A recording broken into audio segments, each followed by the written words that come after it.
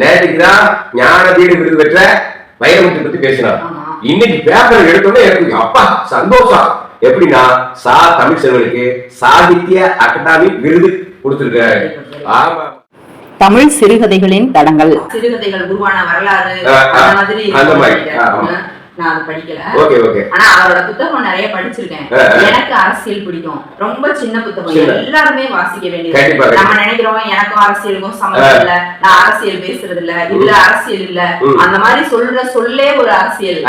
நம்மளோட அன்றாட உணவுல இருந்து உடையில இருந்து நம்மளோட அன்றாட நிகழ்வு அத்தனையிலுமே அரசியல். ரொம்ப சின்ன புத்தகம், நான் நிறைய பேருக்கு ரெஃபர் பண்ணேன்.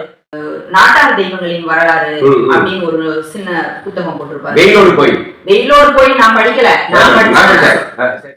அதாவது நம்ம குல தெய்வங்கள் உருவானது இது மாதிரிதான் ஒவ்வொரு புதுசா ஒவ்வொரு சாமி வருதுங்கிறாங்க.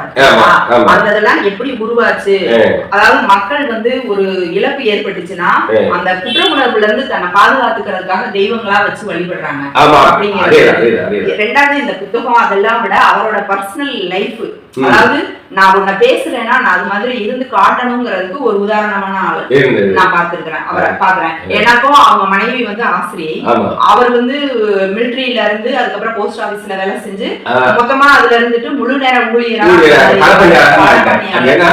அறிவுரை இயக்கம், எழுத்தாளர் சங்கம், அந்த மாதிரி அதெல்லாம் இருக்கட்டும். அவர் வந்து துணி வீட்டுல வாசல் தெளிச்சு கோலம் போடுறதுல இருந்து சமைக்கிறதுல இருந்து துணி எடுத்துட்டு போய் துவைக்கிறது வரைக்கும் எல்லாம் செய்வாங்களாம். எல்லாம் கேள்வி பண்ணுவாங்க ஆரம்பத்துல, என்ன பொம்பளைய வச்சுட்டு நீ இப்படி பண்ற அப்படின்ற மாதிரி. ஆனா அவர் வந்து ஏன் என் வீட்டு வேலையதானே நான் செய்யறேன் அப்படின்னு எல்லாம் வாயில முற்போக்கு பேசுவாங்க. இவர் செயல்ல செஞ்சு காட்டி அதுக்கப்புறம் காலப்போக்குல அங்க பாக்குறவங்க கூட அதெல்லாம் செய்ய அவரை பத்தி எனக்கு இது பண்ணது. இதை விட இன்னொரு விஷயம் வந்து நம்ம எது பண்பாடு அப்படின்ற மாதிரி ஒரு கேள்வி கேட்டு, அதாவது இப்போ நம்ம ஒரு இதுக்கு பழக்கப்படுத்திக்கிறோம் இல்லையா, ஒரு ரொம்ப சாதாரணமான ஒரு வாழ்க்கை வாழ்றான், அது சரியில்லை, அதுல இருந்து நீ மாறி வா அப்படின்னு அவனை பண்ணி ஒரு இதுக்கு கொண்டு வந்து வச்சிருப்போம். அது நம்மளோட பண்பாடு ஆயிடுது.